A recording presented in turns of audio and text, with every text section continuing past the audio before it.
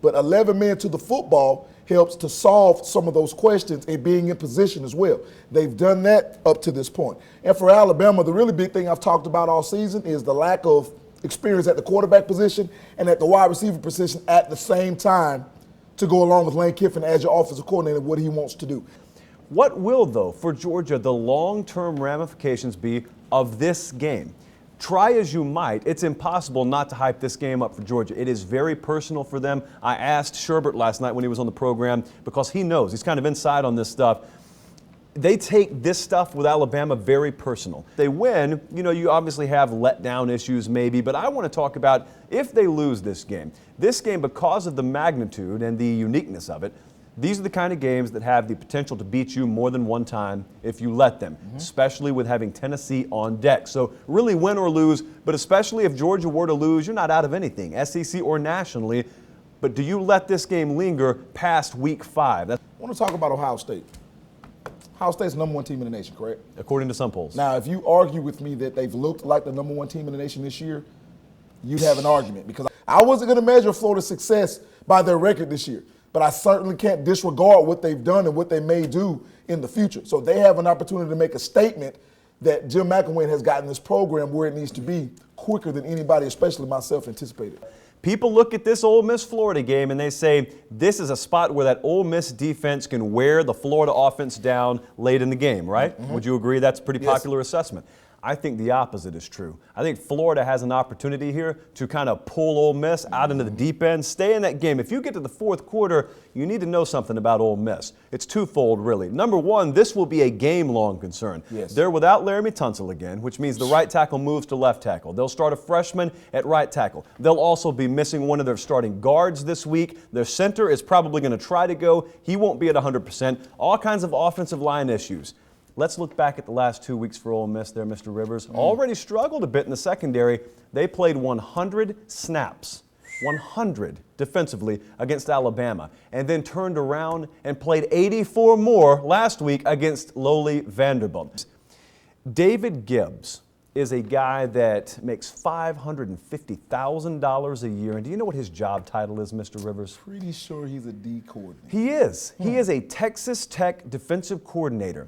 He is being paid over $500,000 a year, while many of you drive to and from work down 2nd Avenue in Columbus, Georgia every day and make a fraction of that much. That guy's being paid over $500,000 a year to coordinate what I'm told is a defense at Texas Tech. But he had some words for you behind your back, and I gladly partook in that conversation because I like talking about you behind your back. Will you two, I assume he's talking about us, because so. Hazmat never talks about Clemson, will you two finally give Clemson more respect after we beat mighty Notre Dame this weekend, Rosser in Columbus? Well, one, I don't think, I'm speaking for me, and I feel like you feel the same way, I don't think we've ever disrespected Clemson. I feel like we've given Clemson the respect they deserve. Nice. They're a good football team, but relative to where they are and the resources they have and the way that they've recruited, they haven't lived up to their capabilities. First, beat Notre Dame. Secondly, I keep saying this, I don't know why people worry about this respect stuff so much. If you'll go earn it, you won't have to ask for it. Right. People will just give it to you. The ones who sit around complaining about lack of respect are most of the time the people or the programs that don't deserve it. Do you think Ohio State's offense has real issues, or are they just playing down to their competition? Stephen in Catala. But you have to be consistent. And again, the carryover effect that happens from one year to the next with a lot of people is prevalent here. They expect Cardale Jones or J.T. Barrett to come out and just come out swinging, throwing for 300, 400 yards, and it's not the case. Now, I do think it's more of a playing down to their competition because they're not injured nor young like they were last year. Well, have you noticed the Houston Cougars this year? Have you seen their undefeated record? You know who the head coach there is? The former offensive coordinator at Ohio State. It's Tom Herman. Great point. So Tom Herman, one of the best developers of quarterbacks out there and one of the best offensive minds out there, you lose him. Now, this went completely under the radar because no one focuses on anything other than the lowest hanging fruit in the offseason. But Urban Meyer lost another key cog off of his staff. A number of support staff guys left as well for better jobs. That's what happens when you win, by the way. But they lost Herman to Houston.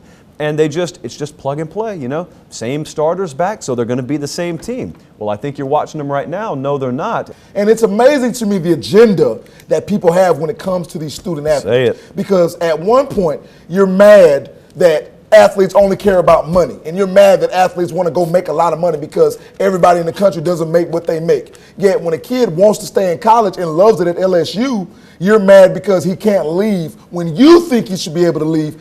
What has happened here is, did you hear Leonard Fournette say a word about this? Originally, did Les Miles mention a word about this?